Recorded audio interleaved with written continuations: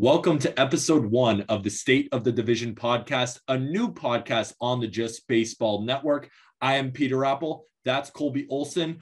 On Monday, you will hear the AL East. We'll do about 15 to 20 minutes on each division, and then that's what you'll see every day of the week. Monday through Saturday will be an episode from a different division.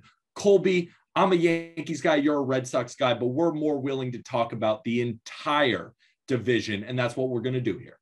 Somebody asked me yesterday, I'm a Red Sox fan, who's your second team that you root for? And I said, I don't really have a second team. I really just love entertainment, exciting. I want to see cool things in baseball. And that's how we're approaching this podcast, right? We get to see the most exciting division in baseball. We get to cover it every Monday to make your Monday even better. And we hope to give you some cool information, some good information. Maybe if your team's not performing as well as they could, we can find those underlying things. If they're performing really good, maybe we have polls to pick, but we're just going to take it from an unbiased standpoint and give you all the information. Yes, we're removing our fandom. The only reason I mentioned that is because those are the two teams that we follow the closest. So we're very ingrained in the AL East and how it operates and how it's operated in the past. So just a quick recap. Last year, the Rays ended up winning the division. Yankees and Red Sox met in the wildcard game, ultimately lost. Blue Jays were right outside of it, and the Baltimore Orioles were a baseball team last year. That's what I can tell you about the Blue Jays, or that's what I can tell you about the Orioles. But let's start with the current AL East standings. We'll go the team that's in first all the way down to the Baltimore Orioles, unfortunately, who are still in last place. But let's start with the New York Yankees. The Yankees are currently at the top of the division at 5-4. And the reason I started there, even though the Blue Jays are also 5-4, is the Yankees run differential is +6 compared to the Blue Jays being at +4. The Yankees offense has been pretty solid so far. Aaron Hicks leading the team in OPS, right actually behind, if he's qualified, Jose Trevino, the new catching pickup they got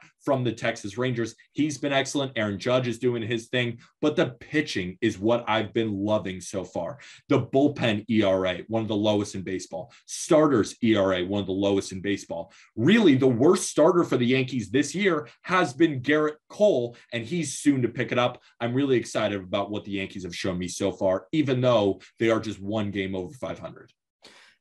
I think Yankee fans must be ecstatic to get Aaron Hicks back. I think that he gets a lot of flack because he's always hurt. He kind of is that Buxton type guy where he shows what he can do for 200 plate appearances and then he gets hurt.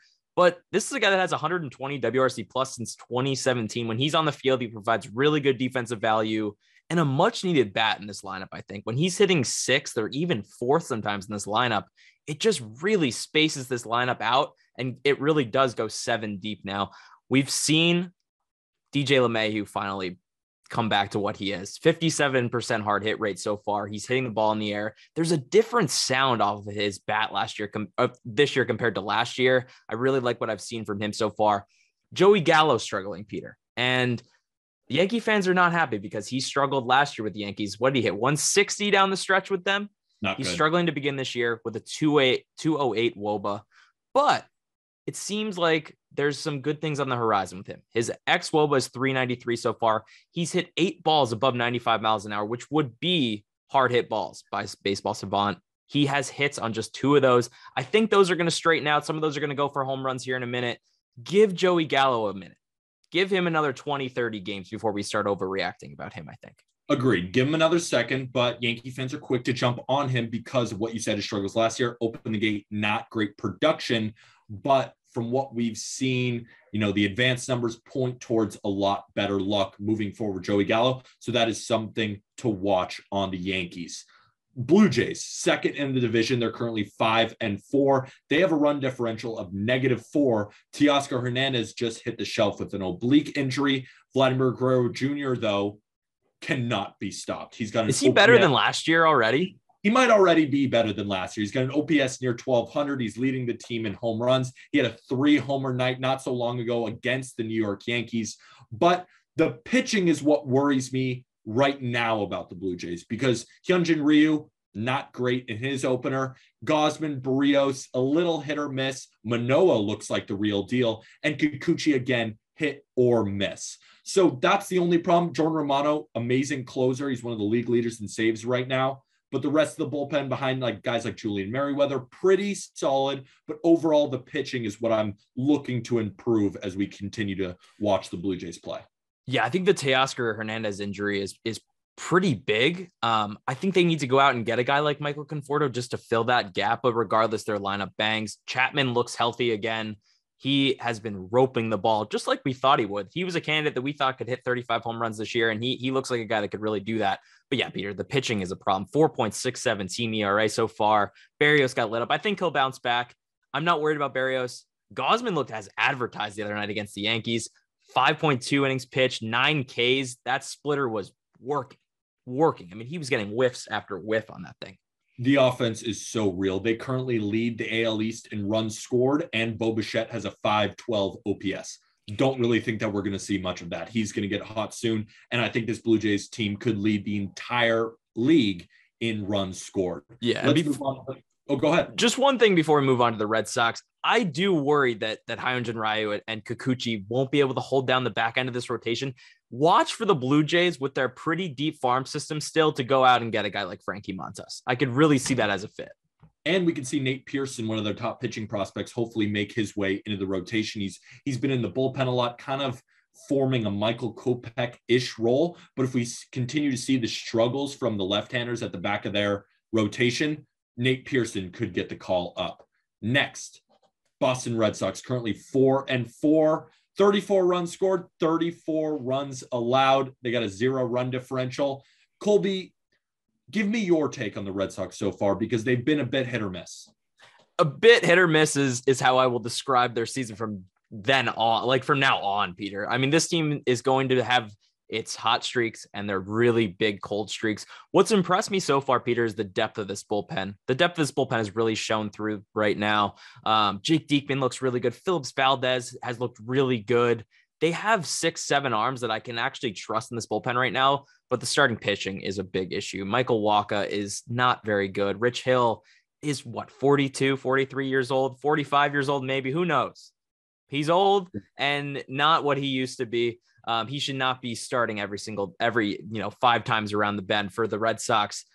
The lineup has looked great at times. Alex Verdugo has finally broken out. 185 WRC plus. He's striking out less than he's walking, and he's hitting the ball really, really hard. Devers looks like an MVP candidate, and the defense looks better than it was last year, Peter. I'm pretty impressed. It looks like Devers slimmed down so far.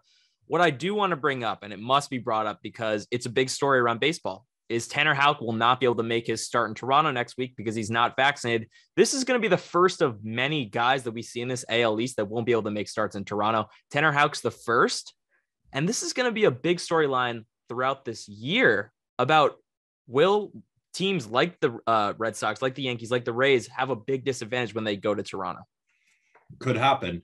My thinking is, at least with the Red Sox, is they're really going to have to hit if they want to win games, because we know that the pitching and the starting rotation is inconsistent. There are good arms sprinkled around, but how many innings are those good arms going to give you? Chris Sale is still on the shelf. He should be back somewhat soon. He's still got the broken rib. Around June, they think. Around June. So when he comes back, we'll take a better look at this Boston Red Sox starting rotation. But guys like Trevor Story with an OPS under 600, guys like Bobby Dalbec, OPS under 600, Xander Bogaerts, OPS under 650. These guys are all going to start hitting. Yeah. And then you're going to see the Red Sox start to win a lot of games, 9-6, 8-5, those types of games. Yep. For context, before we move on to the Rays, Bogaerts was nursing a hamstring injury and I think just wasn't 100% healthy. Story missed a few games with food poisoning, is still just kind of settling in and getting comfortable at the plate, getting into his routine. So yeah. Also, the one thing about the note about the Red Sox is their schedule has been brutal. They've played more day games than I've ever seen a team play in the first 2 weeks of the season. It's unreal. And they have to play at 11 a.m. on Monday for Patriots Day. So tough schedule to begin the season. They have a tough schedule for the next month. They go on the road and play a bunch of powerhouse teams. Red Sox are going to have to battle to stay in it here through the first 6 weeks of the season. Yeah, they're going to have to battle through to stay afloat, at least right now, in which they are doing. But that's why it's the first week of the season, right? We can have some slight overreactions, and we see a lot of things that we've never really seen before. Not that we've never seen before, but just things that are a bit outlandish. Outlandish as in the Rays are in fourth place, and I think the Rays should win this division. Right now, -6 run differential. They're 4-5, 34 runs scored to 41 runs allowed. They've actually lost their first 4 going into today, but I have actually the Rays money line against the White Sox. This is being released on Monday, recorded on Sunday, so that could change. But before that, lost 4 in a row. G-Man Choi, he has an OPS at almost 1,700. He's one of the best hitters in the league, leading the league in OPS. Wander Franco looks exactly like one of the great shortstops that we thought he would, and Brandon Lau is doing well. But guys like Josh Lowe, a rookie who is off to a very slow start, but will turn it up later. And guys like Randy Rosarina just actually got tossed from the game on Saturday for throwing his bat after arguing balls and strikes. Are you worried about the Rays even a little bit?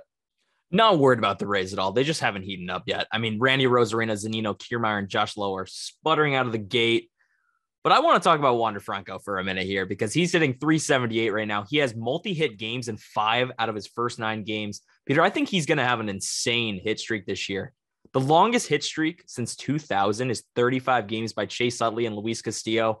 I am willing to wager that at some point in Wander Franco's career, he goes above 40-game hit streak. He is really that talented at putting the ball in play. It's funny. I didn't even flinch at that take because I think it could happen. But moving just over to the pitching side, guy like Shane Baz should be back in a week or two. He got his loose bodies removed in his elbow. A couple things floating around, but he'll be fine. It's not Tommy John surgery. It's not anything crazy like that. He should be ready to go. But I am slightly worried about Luis Patino and his injury. He went down in his first start with the Rays this year. What are you hearing about Luis Patino? Yeah, he had a back injury of some kind, and that's never good for a guy at his age that has dealt with a ton of injuries in the past and really just has never seemed to get it going for a long period of time. Peter, I was really impressed with Corey Kluber, though. After walking 4 in his first start, he kind of looked shaky, had some questions like, is he healthy? Is he going to be able to really provide value for this Rays team? Bounced back with 5 innings pitched, 2 earned runs, 0 walks, 4 Ks against the White Sox. I am really liking what I'm seeing from Corey Kluber, and that's just the veteran presence that they needed, that they were missing last year after they lost Charlie Morton. And yeah, man, I mean, we're seeing what we always thought was going to happen in this AL East. The Rays, Yankees, Red Sox, and the Blue Jays all stacked and right in the mix of it. It's going to be a fun year. Now we get to the Orioles. And that unfortunately leads us to the Baltimore Orioles, the 2-6 Baltimore Orioles, the team that has only scored 16 runs this year. 16, Colby. We thought this team was better offensively than they've shown so far, and they are better offensively than they've shown so far. The last time they scored more than 4 runs, opening day, April 8th. Since then, 4 runs or less in every single game. Anthony Santander, he's been great so far. He's hitting over 300, 978 OPS. But guys like Austin Hayes, Ryan Mountcastle, Cedric Mullins, Trey Mancini, all sporting OPSs under 640. Guys like Jorge Mateo, 530 OPS. And the pitching, though, the pitching is interesting because there's a reason this team has allowed the second fewest runs in their division so far. It's because Tyler Wells is kind of good, Colby. And they have a couple other pitchers. Jordan Lyles showed that he's not, I mean, we'll see. But he at least looked pretty good against the Yankees. John Means just went down with a little injury, but he should be okay. But he's at least looked serviceable, pretty solid in his first couple starts. They don't have a lot besides that, but I really wanted to touch upon the fact that Tyler Wells in his last start against the Yankees, 4 innings, no runs. He is a very interesting pitcher, tall right-hander, young guy for the Orioles. Right now, from what I've seen from their rotation, Tyler Wells is their best pitcher, Colby. Peter, I am actually the starting rotation is what it is, but I've been very impressed with the Baltimore Orioles' ability to develop a ton of great relievers. They just traded Tanner Scott and Cole Sulser to the Marlins, but they still have a ton of good relievers in this bullpen. I mean, you go down the list, a lot of these relievers have not given up a run yet. A lot of them have ERAs below 3. I'm most excited about Mike Baumann right now. He's looked really, really impressive. Dylan Tate has looked impressive. He's rejuvenated. He came back from Driveline this winter and looks like a different pitcher. I'm excited to see what they can kind of make out of a lot of these bullpen arms and maybe trade them at the deadline to teams that need bullpen arms for some prospects. They're building, but they're building in a good way right now, I think. They're building, and I hope you enjoyed episode 1, State of the Division, AL East. We will be back on Monday, every Monday, to give you the lowdown on the AL East. That's Colby. I'm Peter. And with that, thank you, everybody.